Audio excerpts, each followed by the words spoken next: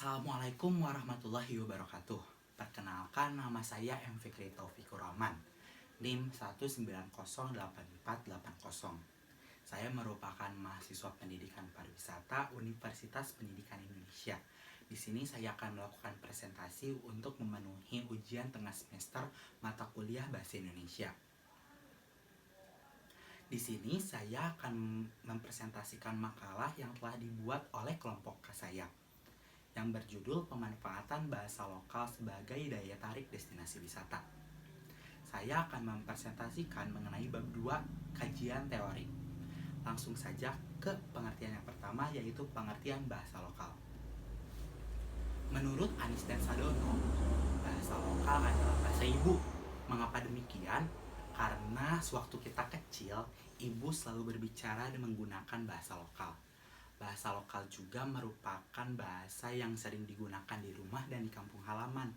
Lebih dari itu, bahasa lokal adalah merupakan identitas diri kita berasal dari mana.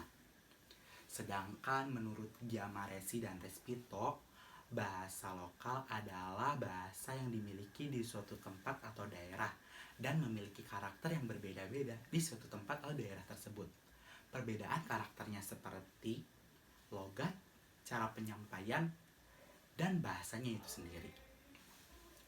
Langsung ke pengertian bahasa. Menurut Dini dan Pridani, bahasa adalah faktor mendasar yang membedakan antara manusia dan juga hewan. Bahasa juga merupakan anugerah dari Sang Pencipta, memungkinkan individu dapat berbicara dengan orang lain untuk memecahkan masalah dan memposisikan diri sebagai makhluk yang berbudaya. Sedangkan menurut Hidayat, bahasa adalah alat komunikasi yang digunakan antara manusia dengan manusia di seluruh dunia. Lanjut ke pengertian lokal.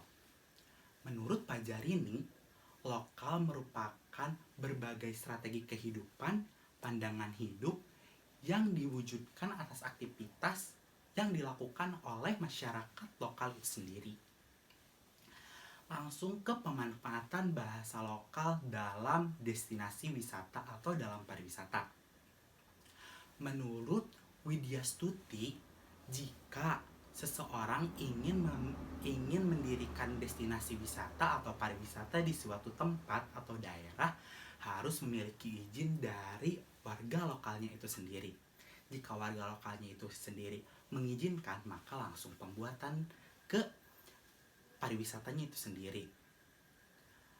Mengapa harus demikian? Karena warga lokal sangat berpengaruh terhadap destinasi di suatu tempat tersebut.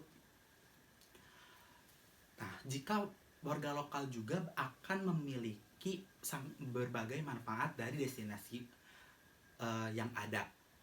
Karena pada dasarnya jika ada destinasi, warga lokal juga perekonomiannya akan meningkat karena adanya wisatawan. Nah, jika destinasi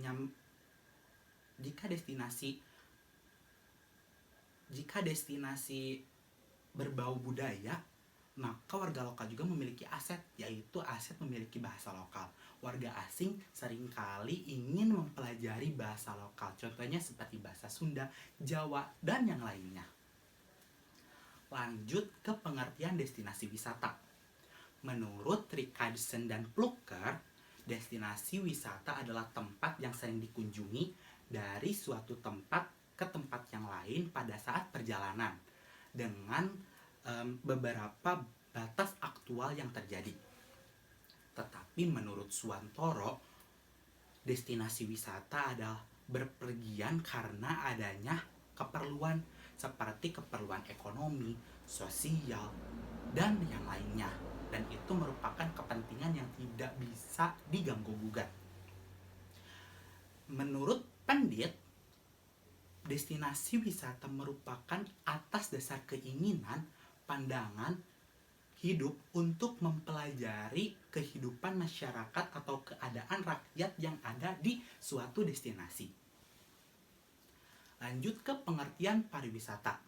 Menurut Pandeli, pariwisata adalah berpergian dari suatu tempat ke tempat yang lainnya dan jauh dari tempat tinggal, dan bukan merupakan untuk mencari nafkah, melainkan untuk mencari kesenangan diri dan kesenangan diri.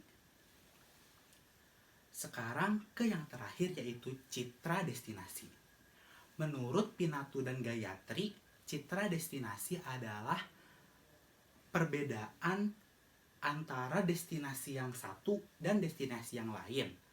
Perbedaannya seperti kesan dan pendapat yang didapatkan dari wisatawan. Itu sangat berpengaruh karena akan membangun citra dari destinasi tersebut. Sekian yang dapat saya sampaikan. Terima kasih atas perhatiannya. Mohon maaf bila ada kesalahan. Wassalamualaikum warahmatullahi wabarakatuh.